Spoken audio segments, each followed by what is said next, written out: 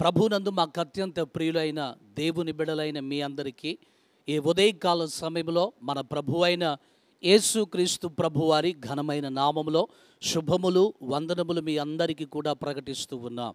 ఈరోజు ప్రభువు మనకు అనుగ్రహించు వాగ్దానమును మనము చదువుకుందాం.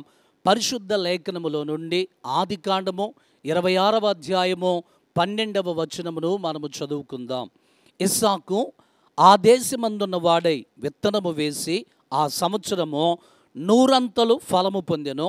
యెహోవా అతనిని ఆశీర్వదించెను గనుక ఆ మనుష్యుడు గొప్పవాడాయెను.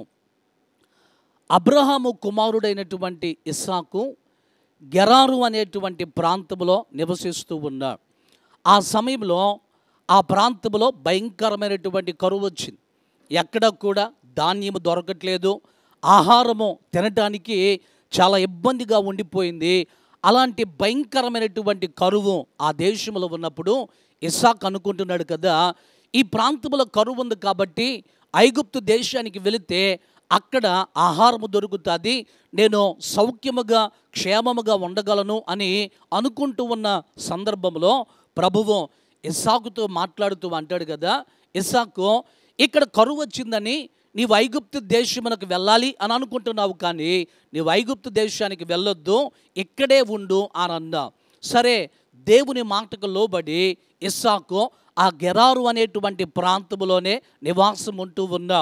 చాలా భయంకరమైనటువంటి కరువు ఉన్నటువంటి ఆ సమయంలో ఇస్సాకు దేవుని యందు విశ్వాసమును కలిగి ప్రభువునందు అచంచలమైనటువంటి నమ్మకమును ఉంచి తన యొక్క పొలములో విత్తనము వేశాడు. కరువు కాలంలో ఇస్సాకు విత్తనము వేసినప్పుడు ప్రభువు ఇస్సాకును దీవించాడు.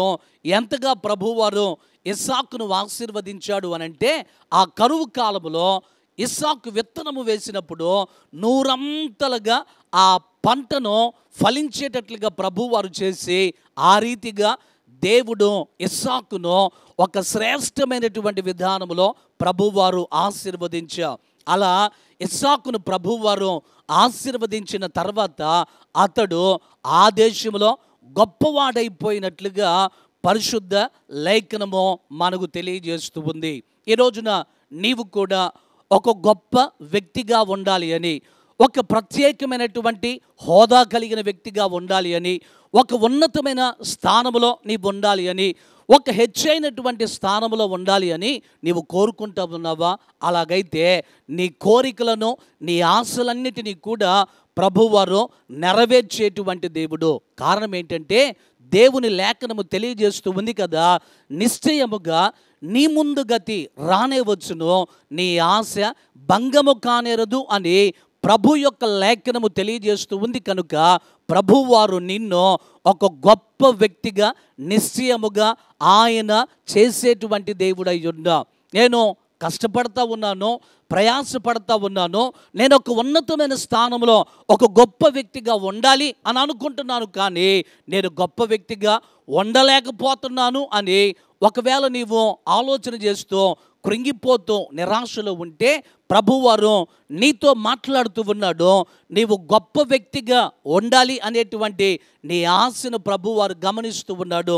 నీవు ఉన్నతమైన స్థానంలో ఉండాలి అని, నీవు ఒక మంచి హోదాలో ఉండాలి అని నీవు కోరుకుంటున్నావు కదా. అలాగైతే ఇస్సాకుని ఎలాగైతే ఆ దేశంలో ప్రభువారు గొప్ప వ్యక్తిగా చేశాడో, ప్రభువారు నిన్ను కూడా ఆశీర్వదించి అనేక మంది ఎదుట నిన్ను గొప్ప వ్యక్తిగా ప్రభువు చేస్తాడు. ఈ రోజున ఈ వాగ్దానమును నమ్ము. ఈ వాగ్దానము ద్వారా ప్రభు నీతో మాట్లాడుతూ ఉన్నాడు. ఇస్సాకును ఆశీర్వదించినటువంటి దేవుడు నిన్ను కూడా ఆశీర్వదించి ఒక గొప్ప వ్యక్తిగా ప్రభువారు నిన్ను నిలువబెట్టి అనేక మందికి ప్రభువారు నిన్ను దీవెనకరముగా ఆశీర్వాదకరముగా ఉంచుతాడు. ఈరోజు ఈ వాగ్దానమును ప్రభువారు మనందరి జీవితములలో స్థిరపరచి తన ఆశీర్వాదములో మనందరి మీద ప్రభువారు కృమ్మరించునుగాక.